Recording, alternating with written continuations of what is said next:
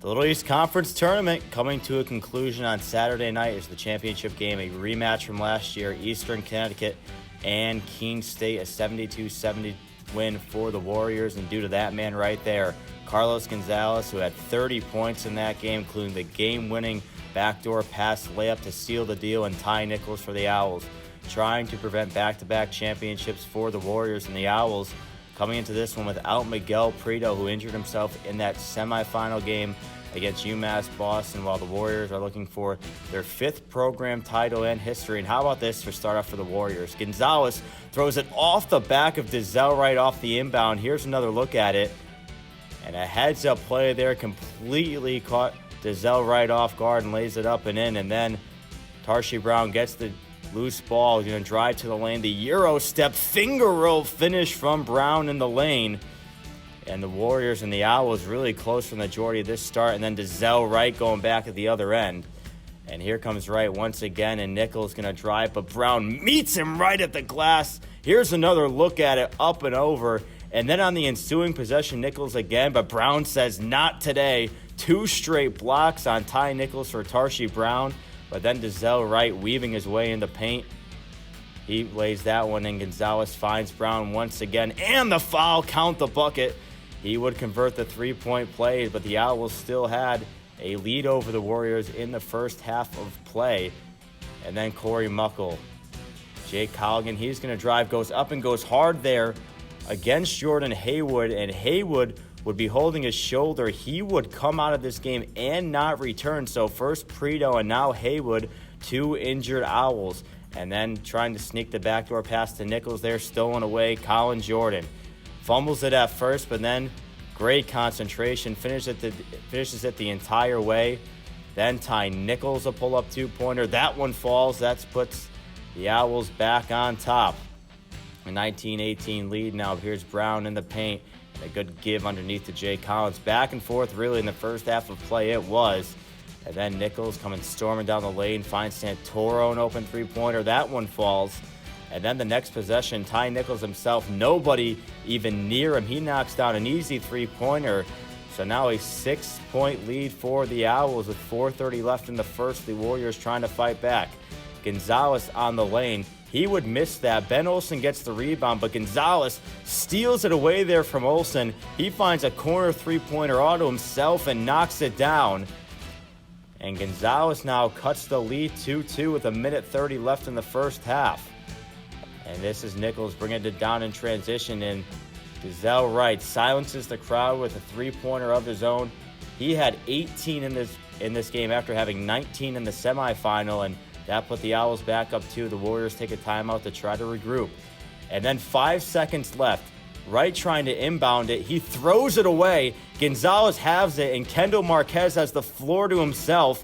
And that's how this first half of play would end. The Owls took a 3-point lead, but Marquez back the other way at the horn. And now Marquez, we just mentioned he had the last play of that half. How about this? Drives in, loose ball, still able to get it, goes up with that one, and puts it in. A 3-point play would be completed after the free throw, but Marquez was sure not done there. Gets a pass from Gonzalez, a step-up 3-pointer. How impressive was that? From about 2 or 3 feet beyond the arc, and then, well, here is Marquez, this time down in the corner, and nothing but net. He had 9 points to open up the second half for the Warriors, and he got them out started hot here with a 5-point lead now. Gonzalez now taking it down. How about this? Corey Muckle gets fouled by Nichols and puts it in. The 4-point play would be completed. The crowd loves it, but here's another look of what happened on the floor. Nichols got tripped up by Gonzalez and just rolled right into Corey Muckle, and still able to complete it. Like I said, the 4-point play would be good. And then Gonzalez, the turnaround too. How about the rebound from Leo Hyatt going right over Nichols? Here it is again. I mean, what wingspan they're able to reel that right down in and put it up and in. Leo Hyatt with only 4 points, but some crucial plays in this one.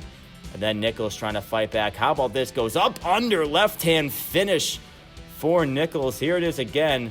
The nice head fake on Gonzalez and going right up and under there. A pretty finish.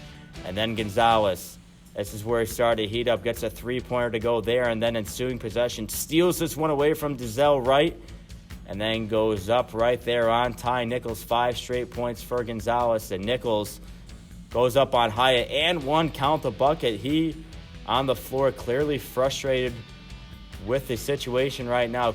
Precious time ticking away for the Owls, and he trying his hardest to keep the Owls in this game, but Tarshy Brown taking it all the way through, some contact, up and good. He would have a chance at a three-point play. Muckle coming over to his system.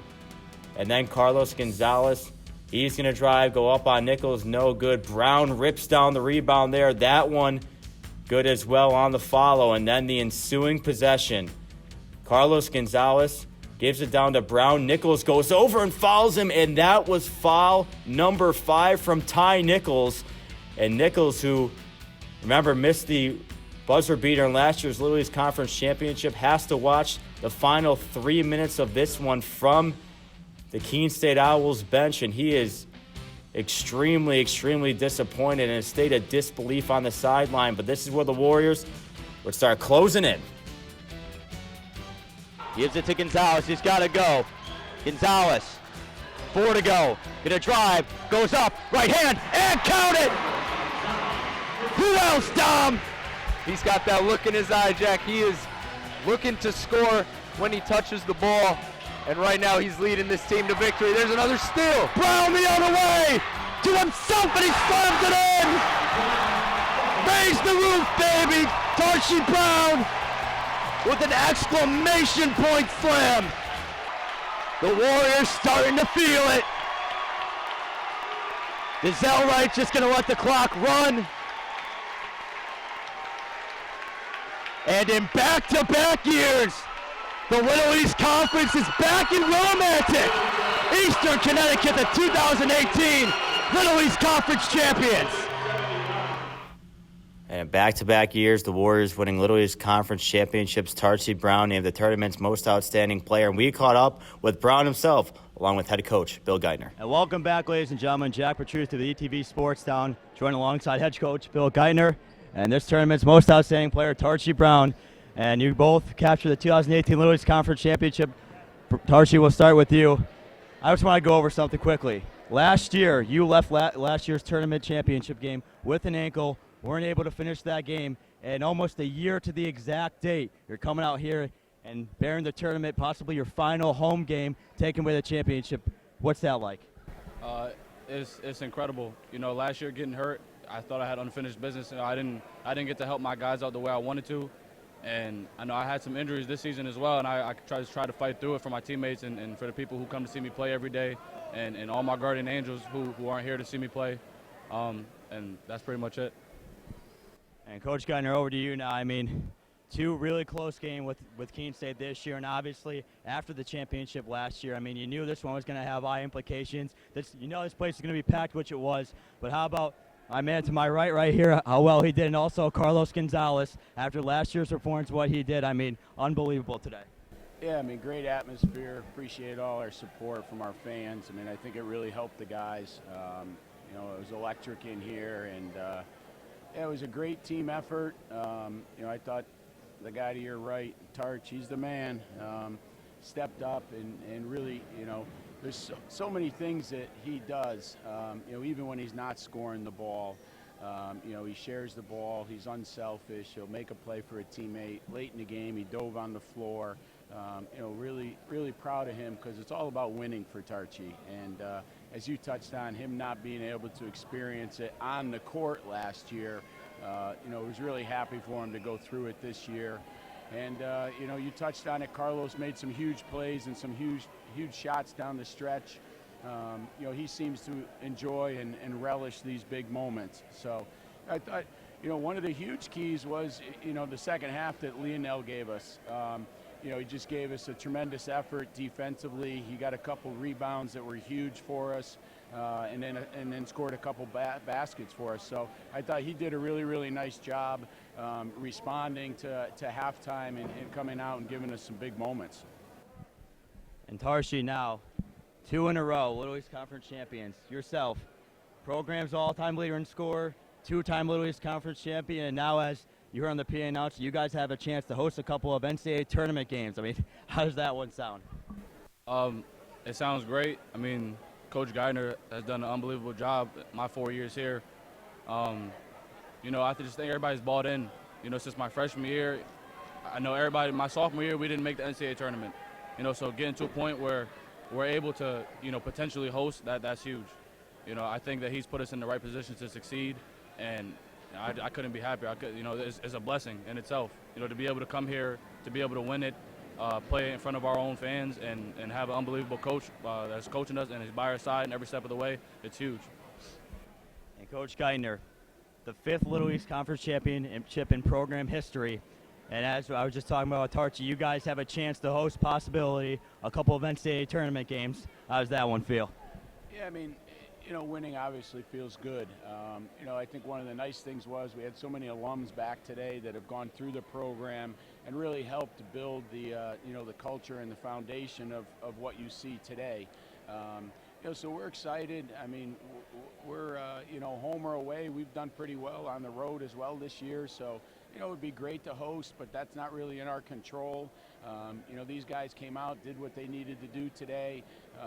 You know, got another conference championship, you know, both regular season and tournament. You know, so we're excited. We're going to enjoy it. And then, you know, Monday when they announce where we're going and who we're playing, you know, these guys will be focused and dialed in and ready for the next challenge. As you said, you will find out your tournament fate on Monday. And Tarshi, Coach Geithner, congratulations again, the 2018 Little East Conference champions. Go enjoy it with your team, guys. Thanks for their time.